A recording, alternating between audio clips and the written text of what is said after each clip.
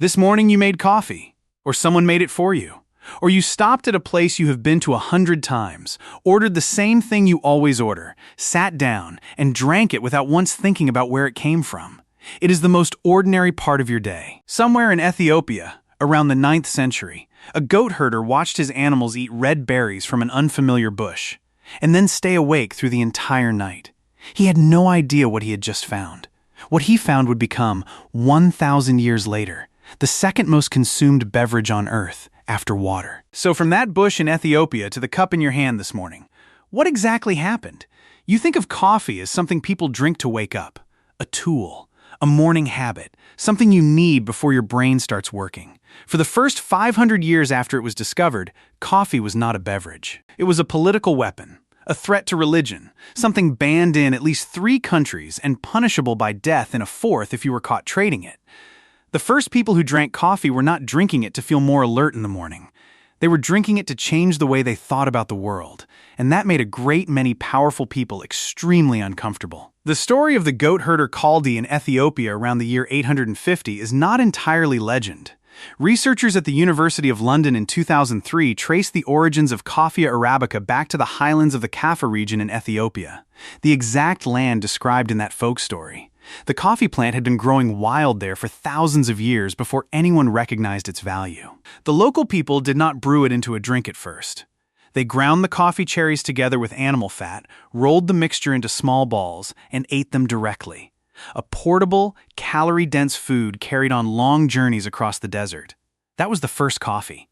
Not in a cup, in a hand. It was not until the 15th century, in the kingdom of Yemen on the Arabian Peninsula, that people began roasting coffee beans and brewing them into a drink close to what we recognize today. Sufi monks used it to stay alert through long nights of prayer that stretched until dawn. Not because they were lazy about sleep, because they believed coffee brought them closer to a sacred state. The mind sharpened, the body awake, awareness expanded. The city of Mocha in Yemen became the world's first coffee trading hub. That name still exists today on the menu of a coffee shop near where you live. The Yemenis were also the first people to cultivate coffee systematically. The Coffea arabica plant is not easy to grow. It needs an altitude between 600 and 2,000 meters above sea level. High enough for cool nights, low enough to avoid frost. It needs well-drained soil, rich in organic matter, with an AF between 6 and 6.5. It needs partial shade. It cannot tolerate direct sunlight all day. Yemeni farmers planted coffee trees alongside taller trees to create canopy cover, watered them carefully without allowing the soil to become waterlogged, and waited. A coffee plant takes 3 to 4 years to produce its first fruit. Each tree yields only about 2 to 4 kilograms of fresh cherries per harvest season, equivalent to less than 1 kilogram of roasted beans. Coffee cherries do not ripen uniformly on the same branch. Green, yellow, red, and overripe fruit exist side by side at any given moment, which means harvesters must pick each ripe cherry individually by hand. There is no machine that can do this accurately. To produce the cup of coffee in your hand this morning, someone waited 4 years and picked each cherry one at a time. Then coffee reached Mecca, and everything changed.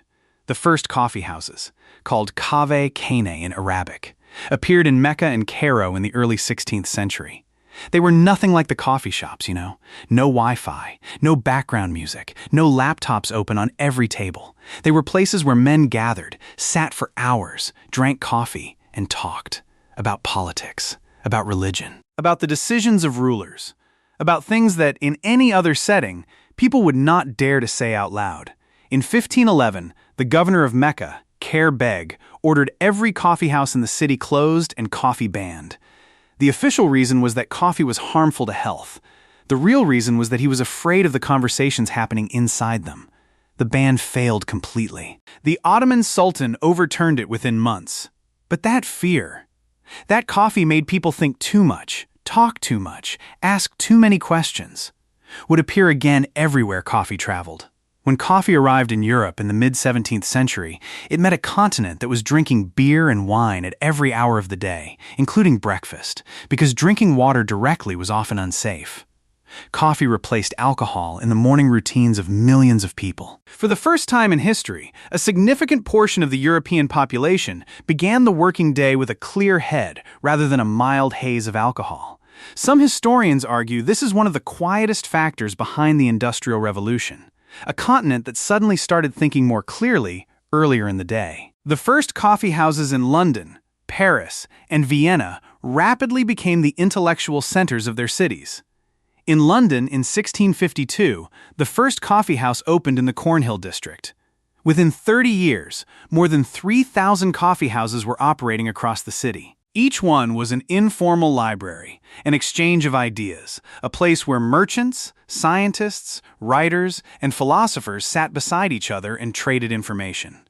Lloyd's of London, the oldest insurance company in the world, began as a coffee house on Tower Street where shipping merchants gathered to share news of their vessels. The London Stock Exchange began the same way, at Jonathan's Coffee House.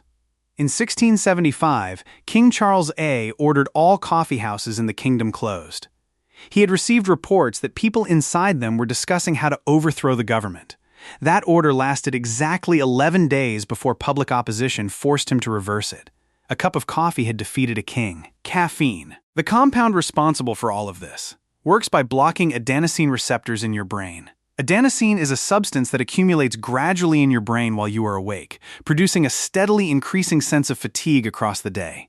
Caffeine does not create new energy. It does not make you less tired. It blocks the signal telling your brain that you are tired, and that distinction matters more than most people realize. Dr. Matthew Walker at the University of California, Berkeley, author of Why We Sleep published in 2017, describes caffeine as the most widely consumed legal addictive substance on the planet. The half-life of caffeine in the average adult human body is 5 to 6 hours, meaning the coffee you drink at 2 in the afternoon still has half its caffeine actively working in your bloodstream at 8 in the evening. When you fall asleep with adenosine partially blocked, your brain cannot enter the deep sleep stages it normally would. You wake up more tired than the day before, and you need coffee to start the next morning. The goat herder Caldy watched his animals stay awake through the entire night after eating the red berries from a bush he had never noticed before. He had no framework for what he was observing. He only knew something was different. 1,000 years later, nearly 2 billion cups of coffee are consumed every single day across the world, and hundreds of millions of people cannot begin their morning without one.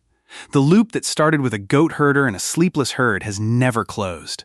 The cup of coffee in your hand this morning traveled further than you imagined. From the highlands of Ethiopia, to the hands of a goat herder, to Yemeni farmers who spent 4 years tending trees and picked every ripe cherry one by one, to Sufi monks praying through the night, to a coffee house in Mecca closed by a governor who feared what was being said inside it, to Lloyd's of London, to a king's order that lasted 11 days before it collapsed. What is in your hand is not simply a morning drink.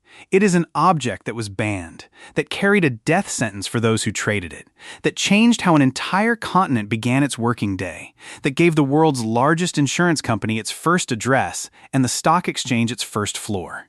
You never needed to know any of that to drink it this morning, but now you do. And the next time you reach for a cup, at the same hour, in the same place, as automatically as you always have, you might hold it a little longer before you drink, because what is in your hand is not ordinary. It never was.